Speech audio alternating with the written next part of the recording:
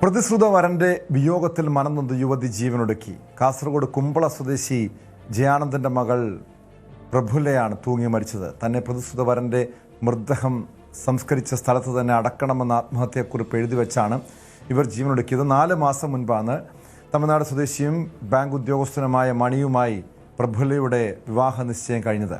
എന്നാൽ 1 മാസം മുൻപ് ബൈക്ക് അപകടത്തിൽ പരിക്കേറ്റ് ചികിത്സയിലായിരുന്ന ഇയാൾ മരിച്ചു. യുവതിയുടെ ഫോണും ആത്മഹത്യാക്കുറിപ്പും പോലീസ് കണ്ടെടുത്തിട്ടുണ്ട്.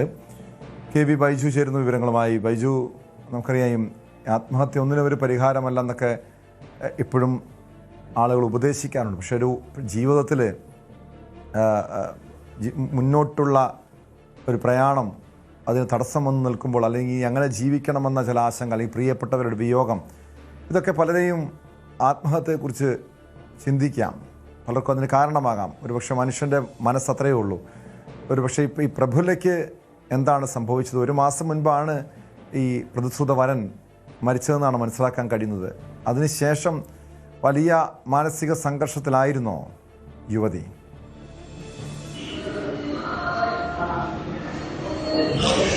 അതെ ടോമേ, നമ്മൾ ഒരുപാട് വാർത്തകൾ ഇങ്ങനെ റിപ്പോർട്ട് ചെയ്യാറുണ്ട്. പക്ഷേ മനസ്സ് തട്ടുന്ന ഒരു വാർത്ത തന്നെയാണ് കുമ്പള പോലീസ് സ്റ്റേഷനിലെ കിതൂർ നിന്നും ഈ പുറത്ത് ഇന്ന് രാവിലെ വന്നത്. അതായത് ടോം സൂചിപ്പിച്ചതുപോലെ തന്നെ പ്രതിശ്രുത വരന്റെ ആ ഒരു അപകട മരണം, അതിൽ മനോവിഷമത്തിലായ പ്രതിശ്രുത വധു ഇത്തരത്തിലൊരു ആത്മഹത്യ ചെയ്ത ഒരു സംഭവമാണ്.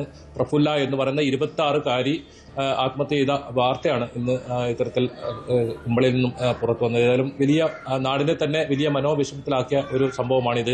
4 മാസം മുൻപാണ് ഇവരുടെ വിവാഹ നിശ്ചയം കഴിഞ്ഞത്.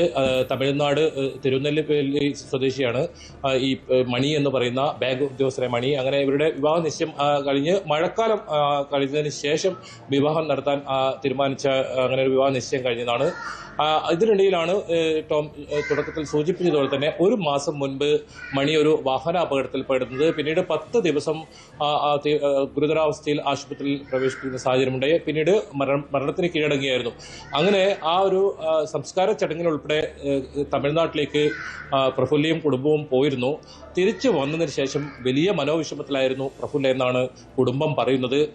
മാത്രമല്ല ഒരു ആത്മഹത്യാക്കുറിപ്പും ഇതിൽ ലഭിച്ചിട്ടുണ്ട്. ആത്മഹത്യാക്കുറിപ്പിൽ ടോം സൂചിപ്പിച്ചതുപോലെ തന്നെ ഇതിൽ പറയുന്നത് ഇങ്ങനെയാണ്: തൻ്റെ ഈ മൃതദേഹം എവിടെയാണോ മണിയെ സംസ്കരിച്ചത് അവിടെ തന്നെ അടക്കം ചെയ്യണമെന്നാണ് അതിൽ എഴുതി വെച്ചിട്ടുണ്ടായിരുന്നത്. മറ്റ് സംഭവങ്ങളൊന്നും അതിൽ വേറെ മറ്റൊന്നും എഴുതി വെച്ചിട്ടുണ്ടായിരുന്നില്ല. അതിൽ തന്നെ നമുക്ക് കാര്യങ്ങൾ കുടുംബത്തിന് മനസ്സിലായിട്ടുണ്ടാവും.